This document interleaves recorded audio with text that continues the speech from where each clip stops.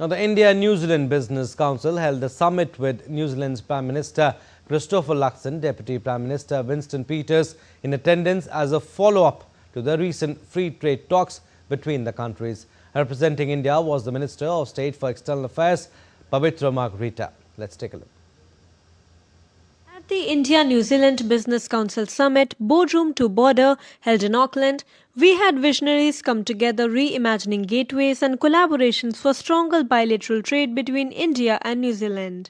The Kiwi Prime Minister, Christopher Luxon, commenced the summit by sharing his vision for strengthening trade relations following his recent delegation to India, where he met the Indian Prime Minister Narendra Modi and initiated free trade agreement negotiations. When we arrived in India, was great enthusiasm from the Indian side and also from the New Zealand side.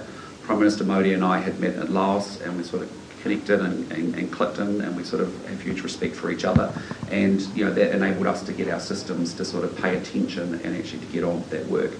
But as much as we were, as much as Minister Goyal might have been joking about the 60 days or 90 days or whatever, I just would say to you, we're going to do this right, and we're going to do it so that it actually gets to a good outcome for New Zealand and India. And having spent a lot of time in India in my past life at Hindustan Lever or Unilever or Air New Zealand, I just say the Indian teams are very good negotiators, and so we are good negotiators as well. But this will take as long as it needs to take in order for us to get it done. But having said that, we're working very hard to make sure we can get it done within this term of our government as well. Given the rapid growth of Indian diaspora in New Zealand and their role in strengthening bilateral ties, people-to-people ties, what steps can your government take to further support their integration and harness their potential as a bridge for deeper economic, educational and cultural connection between both nations? Yeah, look, I think everything starts at the people-to-people links. You don't get to have trade or defence conversations without it.